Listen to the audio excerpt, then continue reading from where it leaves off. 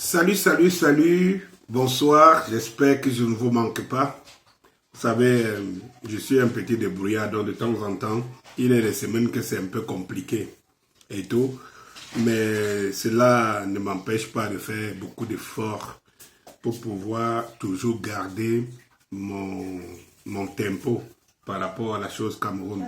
Et vous savez que le travail que nous faisons, c'est en même temps il y a un travail, une introspection pour nous-mêmes. C'est ce à quoi nous servons le pays, en même temps aussi pour des générations qui viennent. Parce que je suis sûr que si nos parents travaillaient comme nous le faisons là, on allait trouver un Cameroun un peu mieux. Mais c'est que nos parents sont laissés, abandonnés quoi. Voilà. Et il y a, je vais dire, deux tribus qui se sont battues, mais qui ont été dominées.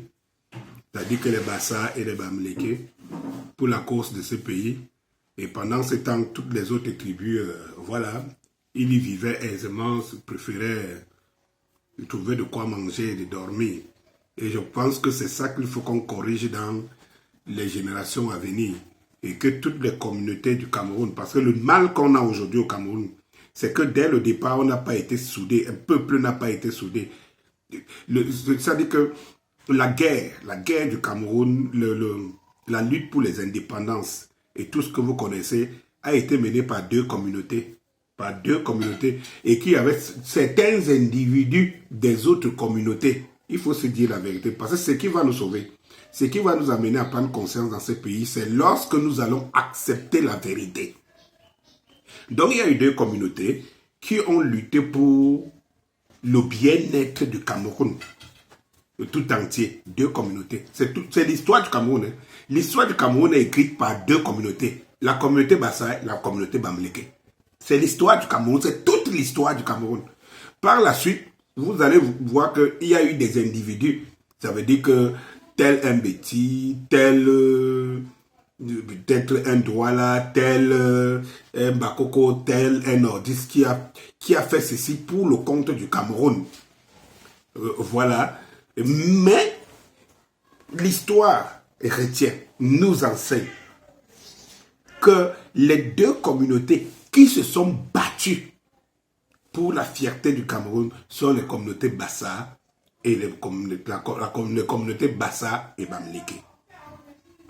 Sauf que au sortir de tous ces sacrifices, de tout cet engagement, les Bamileke, ils sont restés fidèles à eux-mêmes dans cette lutte, dans cette quête de voir la société camerounaise prospérer tout entière. Et que les Bassa, malheureusement, c'est comme si cet engouement est mort avec les pères fondateurs. Ça veut dire que Omniobe et les compagnons d'armes Bassa qui lui ont suivi et tout. Quand j'ai fini de vous le dire, ce n'est pas l'objet de ma vidéo de ce week-end. Déjà, vous allez suivre mes programmes futurs et tout. Je voudrais aussi ici vous interpeller les uns les autres à m'aider. Permettez-moi de vous demander cette aide. Parce que je voudrais créer un studio de travail. Ça veut dire qu'il me faut le matériel du travail. Parce que ce qui arrive au Cameroun pour le jour à venir, il faut que nous travaillons pur, mûr et dur. Donc, il faut que j'ai une petite logistique, je me donne une petite logistique numérique du travail, quoi, pour pouvoir arriver sainement à mes objectifs. Voilà. J'ouvre les portes. Ceux qui peuvent bien m'apporter de l'aide, de soutien, quitte un matériel, quitte une bonne caméra, puis un bon micro, quitte un bon projecteur et tout cela. Si vous trouvez que c'est nécessaire, tant mieux et merci pour s'en intéresser. Si ça ne vous dit pas quelque chose, on en passe. Jusqu'aujourd'hui, il ne m'a pas fallu ce matériel pour pouvoir avancer. Mais j'en ai fortement besoin pour aller plus vite. Ok. Passons un peu dessus. Je voudrais dire à mon cher frère Sébastien Ebale, je crois Ebala, Sébastien Ebala, Je t'interpelle ici aujourd'hui, mon frère Fridolin qui venait de se marier. Donc, tout le monde voit les images. Aujourd'hui, je crois, c'est samedi-ci. Sébastien Ebala, je pense que tu es fiancé. Comme tu allais dire, et père d'enfant. Je t'implore, mon cher frère, je t'implore, mon cher frère, d'être un peu plus mature et un peu plus intelligent dans ton combat pour le bien-être du Cameroun. Vous savez, ce n'est pas parce que nous combattons que nous devrons être des cons. Non, loin de là. On ne vit pas 2 fois sur cette terre-ci. Et tout. Si tu veux te sacrifier, si tu veux porter le manteau d'un héros, il faut se dire que ton action soit salutaire, fasse bouger les lignes. C'est pour cela que parfois j'ai trouvé certains kamikazes idiots. Parce que tu te dis, est-ce que ce que je vais faire là, est-ce que ça va réussir à faire bouger les lignes? Le combat que nous mettons, le combat que nous engageons, c'est un combat noble. S'il arrive que je parte 2,50 m, que j'avance, parce que tout le monde y passera. C'est sûr. Si quelqu'un a théorisé la mort ici, c'est parce que quelqu'un a théorisé la mort mieux que moi. Tout le monde y passera. Parce que, voyez-vous, il y a presque 1 an aujourd'hui, une maladie a failli m'emporter à -1, c'est-à-dire qu'à quelques heures près, je serais parti. Donc, je serais mort par une balle, je serais mort par une balle, je serais mort par un couteau, je serais mort par une torture, et tout ça là, je serais toujours parti. Donc, la mort ne me dit rien. Mais comme je l'ai toujours dit pour ceux qui me suivent, je ne donnerai pas ma mort au chien. C'est-à-dire qu'en fait, il faut que ma disparition sur Terre, si elle est précipitée, qu'elle soit pour une bonne cause, qu'elle soit pour une cause collective. Je peux mourir pour mes enfants, si la nécessité s'impose. Mais je ne peux pas mourir en sachant que mon action ne va pas influencer positivement mes enfants. Et tout. C'est pour cela que je demande, je fais un travail de conscientisation pour que tous les Camerounais soient au même point d'engagement, prennent conscience de la situation et de se dire une chose. C'est que ce n'est pas ce régime qui est en place qui est fort, mais c'est nous qui refusons d'utiliser notre force. Le régime en place n'est pas fort. Et je vous le dis sincèrement, il n'est pas fort. Mais nous ne sommes pas prêts. Nous ne sommes pas prêts à porter notre force. Nous ne sommes pas prêts à mettre notre force au service de la nation par ricochet à mettre ce service à notre cause ou bien pour notre génération future. Il faut faire la nuance. Parce qu'en fait, il faut que je sois bien compris. Je ne voudrais pas qu'on me traite pour quelqu'un qui ne connaît pas la situation, ou bien je la connais très bien. Et je suis en train de vous dire que ce régime n'est pas fort. Et c'est pour cela que je travaille pour que nous prenions conscience que si nous sommes dans la situation où nous sommes, c'est par nous-mêmes. Ici, Bantou Biko, que je suis toujours, avait dit, la force d'un oppresseur se trouve dans la mentalité de l'opprimé. La force, l'arme la plus puissante, c'est pour dire le terme tel qu'il avait utilisé, l'arme la plus puissante de l'oppresseur, c'est la mentalité de l'opprimé. Le Cameroun souffre de la mentalité des Camerounais. C'est le point culminant, la vérité du Cameroun et le problème du Cameroun, c'est la mentalité du Camerounais. Et qui fait croire, et donc, le système emploie, le régime manipule cette faiblesse. C'est tout. Il y a encore ma dernière vidéo où je vous disais que nous devions saisir par exemple les opportunités qui s'offrent à nous. Ça veut dire qu'à chaque fois qu'il y a un événement qui peut concentrer le maximum d'esprit, c'est là où nous devons exprimer notre solidarité, notre communion en tant que peuple autour d'un événement dont tout le monde il met un peu de sien. Tout le monde met un peu de sien. Voilà. S'il y a un événement et que nous décidons que nous boycottons l'événement, on comprend que c'est l'esprit du peuple qui parle. Et c'est comme ça qu'on peut arriver à forger l'âme du peuple. Voyez-vous ici, Tout ce que les Camerounais ont d'ensemble en majorité ici, c'est deux choses.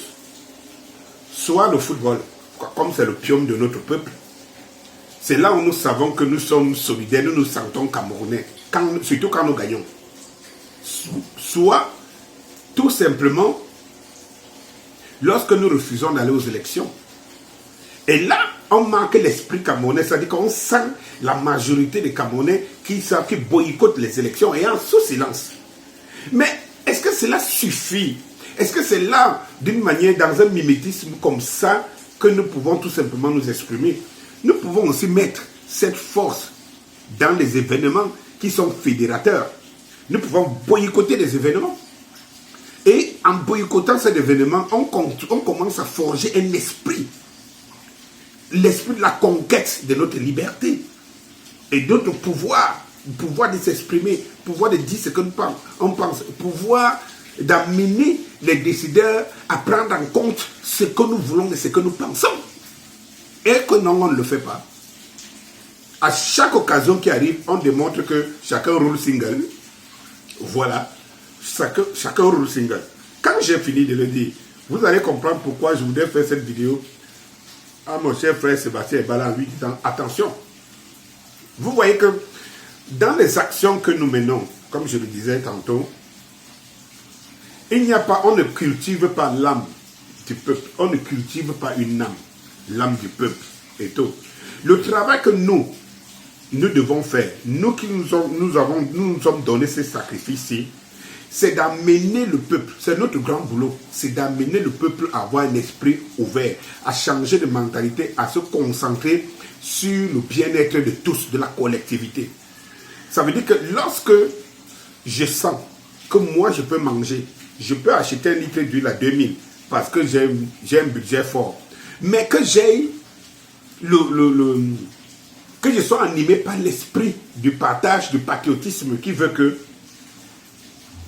je me pose la question, est-ce que le Camerounais lambda peut s'acheter une bouteille d'huile à 2000? Lorsque je suis en train de l'acheter, que je me mets dans la tête, est-ce que ça peut être possible, monsieur tout le monde?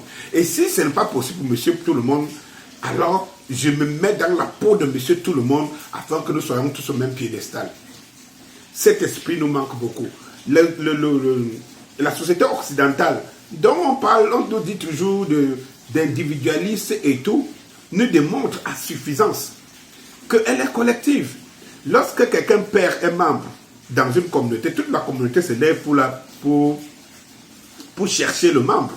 Et tout le monde s'indigne. Au Cameroun, dès que quelqu'un perd un membre, c'est dans notre chambre qu'on dit ouais, le voisin a perdu ou le voisin a perdu son enfant. On ne se sent pas, on ne ressent pas cet esprit de solidarité. Où est passée la solidarité camerounaise? Or, une solidarité ne peut exister que lorsque le peuple, lui, il existe. Pour le moment, le peuple n'existe pas, c'est les communautés. Il faudra emmener les communautés à s'accepter, à se mettre au-dessus des communautés, au-dessus des clans, au-dessus des tribus et de tout pour constituer un peuple, l'âme immortelle dont nos pères fondateurs ont tant souhaité. Alors, mon frère Sébastien Ebala, je te dis ce que j'avais dit à Fridolin qui s'est marié aujourd'hui. Lorsqu'il y a encore des mois, je crois, je ne sais pas où il y a un an, aujourd'hui, on s'est rencontrés, lui et moi. Il était en pleine expansion. C'est-à-dire qu'il venait de faire 2-3 sorties télé et tout le monde parlait que du nouvel héros qui arrive, qui n'a pas peur des mots et machin, truc et tout. Alors, lui et moi, on s'est rencontrés dans un restaurant de la place. Et puis je lui ai dit, fais attention. Et je suis sûr que lorsque mon frère Fridolin me regardait, il ressentait deux choses. Parce que j'avais lu ça dans son regard. Parce qu'il sait que je suis quelqu'un de très engagé. Mais il me dit, fais attention. Fais attention. Non, c'est moi qui lui ai dit, fais très attention. Fais très attention, pourquoi?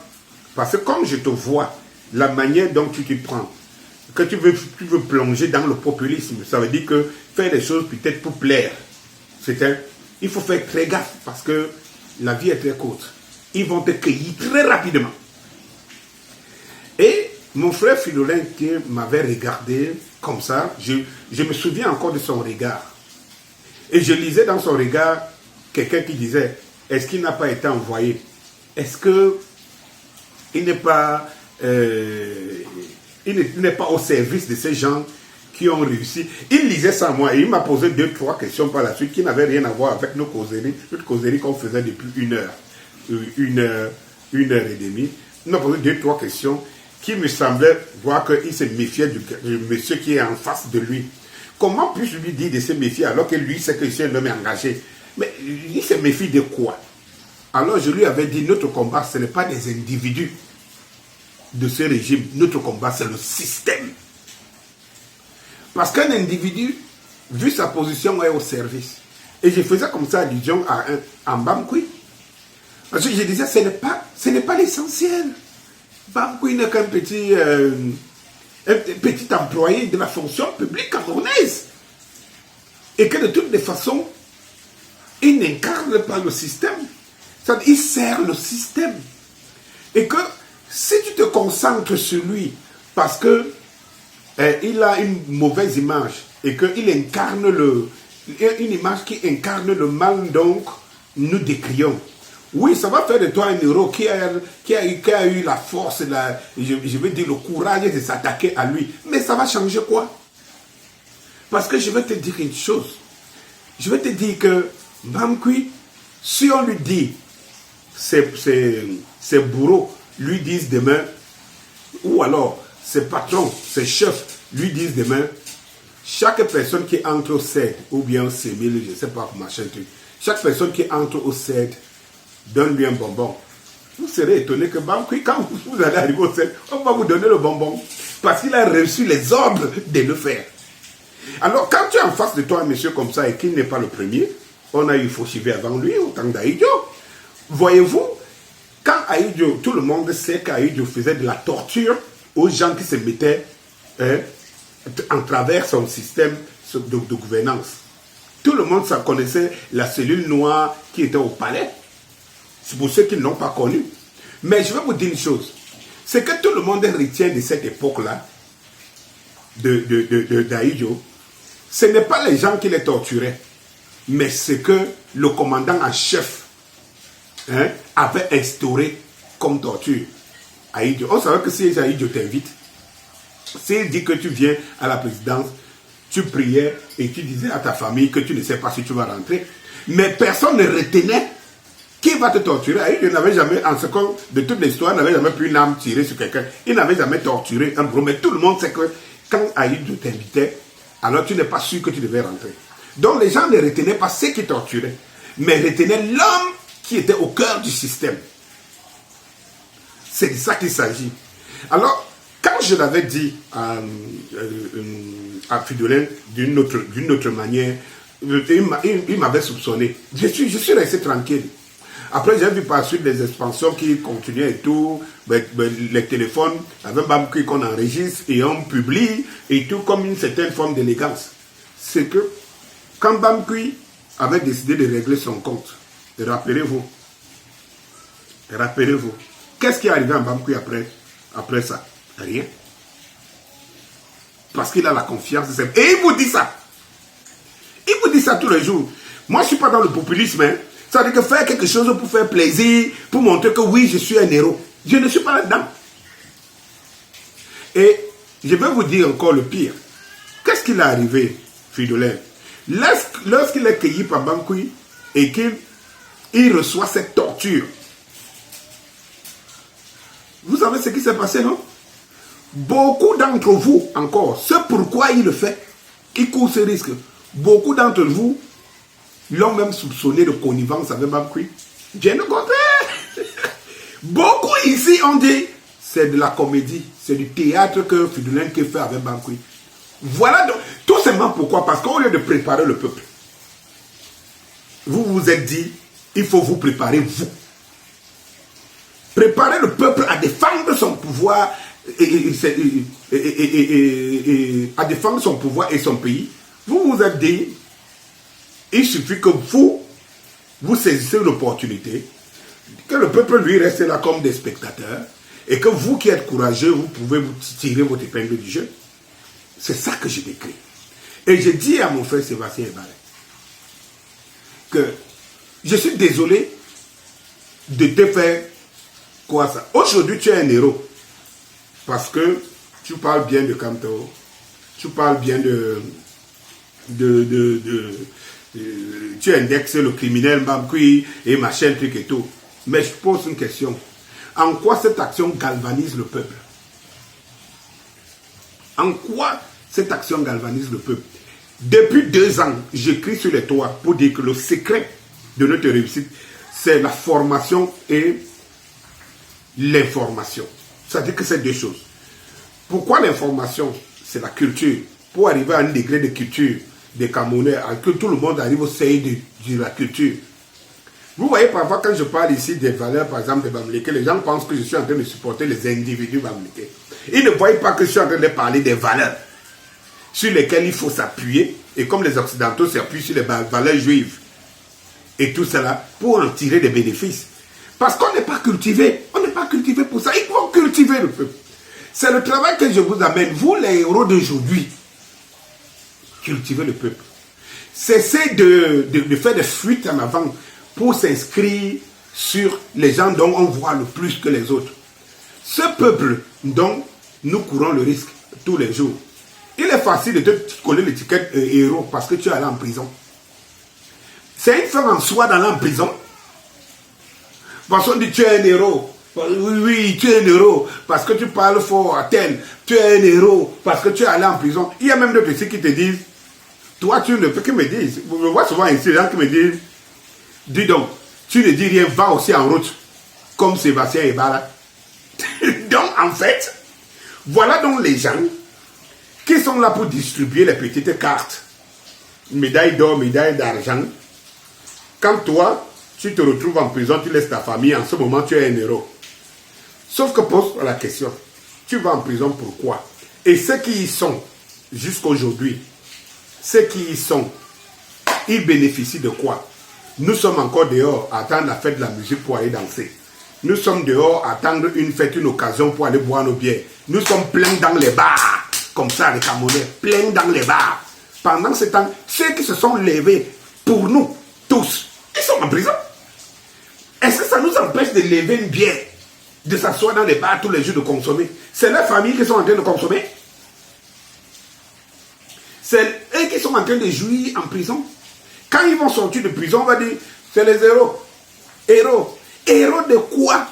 Parce qu'en fait, quelle est l'action que nous avons menée collectivement pour donner un sens à leur sacrifice? Alors, Sébastien Ebala, je te dis, est-ce que tu as l'impression que en allant s'attaquer, en allant tenter à ta vie contre un Bamkou qui est au service, ça veut dire qu'un Bamkou ne sera pas là demain, un autre fera ce travail. Est-ce que tu penses que c'est l'objet du combat? Parce que ta dernière vidéo où tu es sorti pour dire que tu interpelles les Camerounais pour dire que le criminel t'a appelé et tout, il t'a menacé et tout. Oui, tu interpelles. Oui, on applaudit.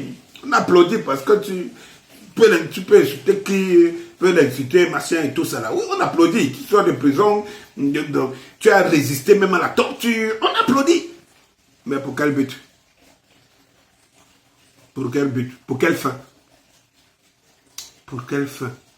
Est-ce que tu sais que dans ce pays, on a torturé un gars comme Waïzizi jusqu'à déchiqueter son corps et que jusqu'à aujourd'hui, c'est comme si quelqu'un comme ça n'a pas existé sur terre. Tu ne penses pas que ses enfants l'ont perdu? Tu ne penses pas que sa famille l'a perdu? Eh bien, mon frère, je pense que nous avons un combat à mener. Le combat d'aller porte après porte, les frères camerounais, de se dire une chose. Est-ce que nous voulons que le pays change pour le bien, pour notre bien, le bien des générations futures? Alors, mettons-nous tous ensemble. En ce moment, le sacrifice aura un sens.